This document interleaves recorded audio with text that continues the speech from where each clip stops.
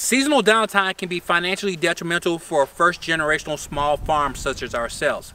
Having the ability to grow crops all year round provides a continuous source of revenue and customer loyalty. But crop extension equipment such as high tunnels, water and heating elements can be quite costly. Being that we have a greenhouse already on our property, for a startup of less than $1,000, made more financial sense for us to utilize a hydroponic system to extend our crops. It is best that you do your own research because there's many different hydroponic systems out there in the market, and for the DIYer, most of the materials that are needed are readily available at your local hardware store. You know, Ryan, you're absolutely right. This is a project that could be a DIYer, but for us, to keep it simple and to make sure that we had the functionality of what we wanted our hydroponics to do, we elected to purchase a kit. And it was, I mean, it's an easy startup for less than $1,000. But let me share with you guys some of the things that our NFT system does, which if you're not familiar with hydroponics, NFT is a nutrient film technique system. And let me share with you what that is here. So come on in, Ryan. Alright guys, just a real quick walkthrough of the system.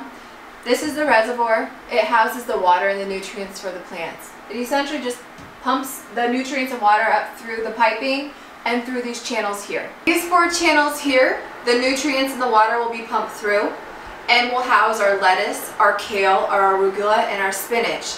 And what will happen is when the nutrients and water get pumped through these channels, you can see they're at a slope. So because they're at a slope, all the roots are going to get the equal amount of nutrients that they need. And the water and nutrients actually flow back down into the drain, which goes into the tank, which recycles itself through. And there's an aerator also in that tank that kind of keeps things moving within the tank so that it doesn't stay stagnant. Alright guys, we're about 90% done with this. So lettuce takes roughly about 6 to 8 weeks for the hydro system to grow maturity. So we need to go inside and start these seedlings so we can make sure that we have the seedlings ready to be planted in the hydro as soon as we get this thing up and running. Alright, come with me. Hey guys, so here's our setup. We've got our mesh tray, we've got 2 standard 10 by 20 trays along with our rock wool that we'll use as our medium, and then we also have our seeds.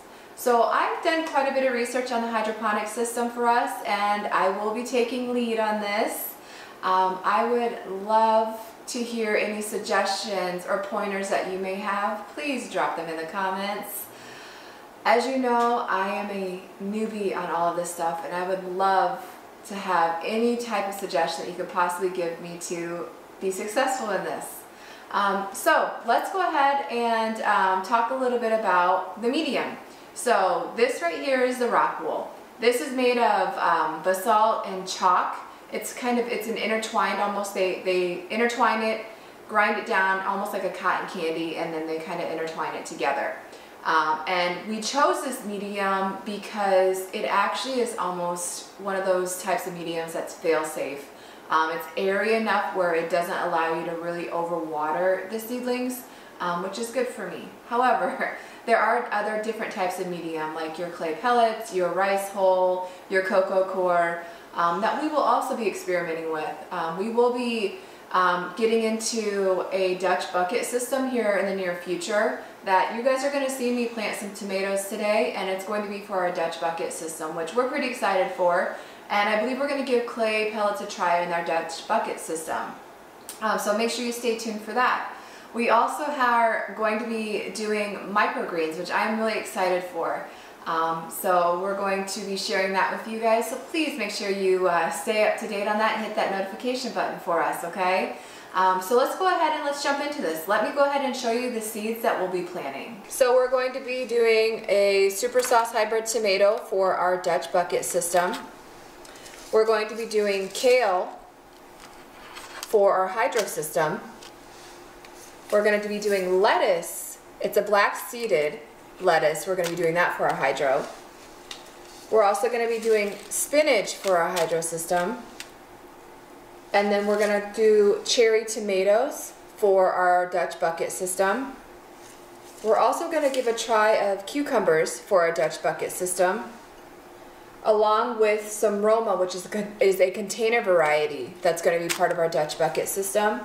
And then of course we have the arugula for our hydro system. Alright, so we're going to go ahead and cut off what we need for the rock wool. This has like 200 holes in it. We only need 50. So I'm going to go ahead and cut what we need here real quick with the razor blade. Try to save my fingers. That cuts like butter. Alright, so we have that. Set that to the side. Now, with the rock wool, we actually have to soak the rock wool for about 5 minutes. Soaking this will help the seed germinate. So we're going to go ahead and give this a nice soak. And what you want to do is you want to let it soak for about 5 minutes. So we'll be back in about 5 minutes.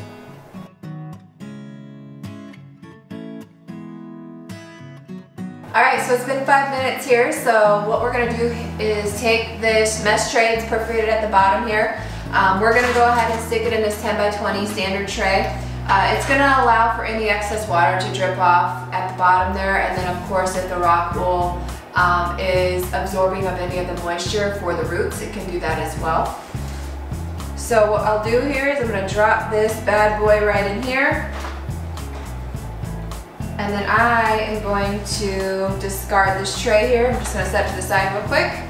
Alright, so what I'm going to do here is I'm going to take a toothpick and I'm going to mark my spot here, because this will represent row 1, and I'm going to go lengthwise so I know what's what. So what I'm going to plant first is going to be lettuce.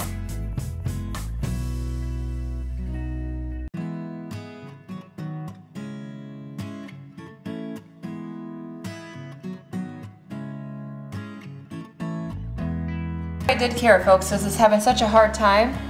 I just wet a toothpick and I grabbed that and I stuck it in there. Gosh, that's so much easier.